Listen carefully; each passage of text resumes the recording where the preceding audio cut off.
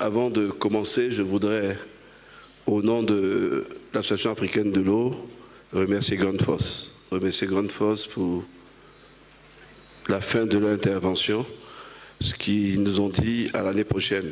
Ça veut dire qu'ils seront encore principal ou sponsor leader du prochain congrès. Je voudrais qu'on les applaudisse.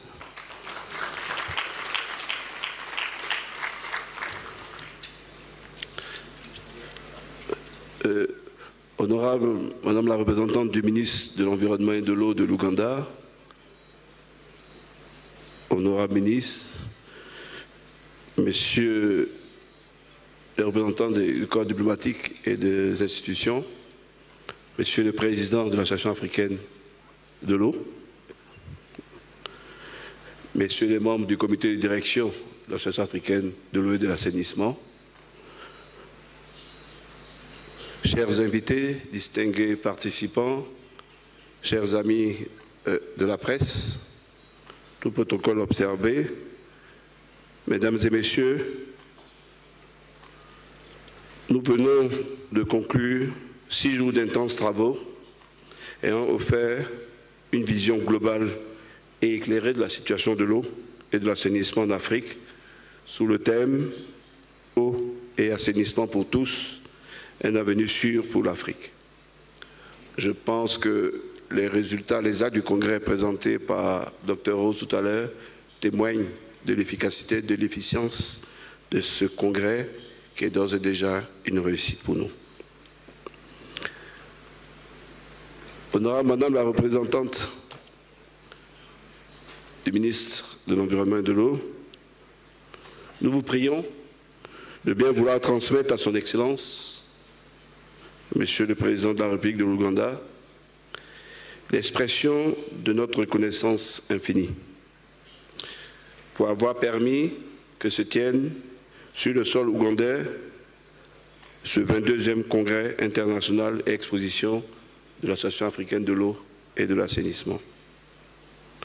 Votre présence témoigne de l'engagement indéfectible du gouvernement ougandais à soutenir notre plaidoyer auprès des gouvernements africains et des partenaires au développement en vue d'équiper notre organisation des moyens nécessaires pour concrétiser notre ambition, offrir un service d'eau et d'assainissement adéquat et de qualité à l'ensemble des populations africaines. Nous adressons nos remerciements les plus sincères à tous ceux qui ont contribué à la réussite de cet événement majeur. Les sponsors, et particulièrement Grundfos, sponsor principal, les partenaires techniques et financiers, notamment la Fondation Gates, la Banque africaine de développement.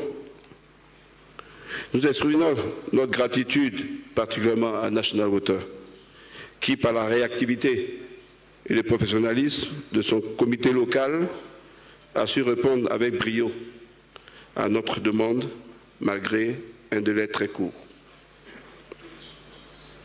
Dr Silver, directeur général de National et président du Congrès, votre engagement réaffirme, une fois encore, votre attachement aux activités de notre organisation commune. Mesdames et Messieurs, nos travaux ont débuté le samedi 15 février 2025 par une réunion du comité de direction et une assemblée générale qui ont permis, conformément à nos statuts, de renouveler les organes de notre association.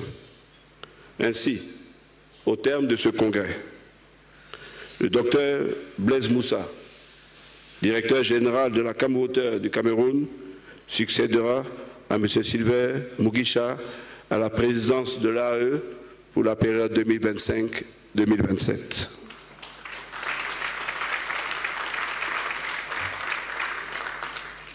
Nous tenons également à remercier l'ensemble des participants, délégués, exposants et tout particulièrement les journalistes venus de divers horizons africains qui ont élu, à l'issue de leurs travaux, M. Moussa Thiam du Sénégal, président de l'Association panafricaine.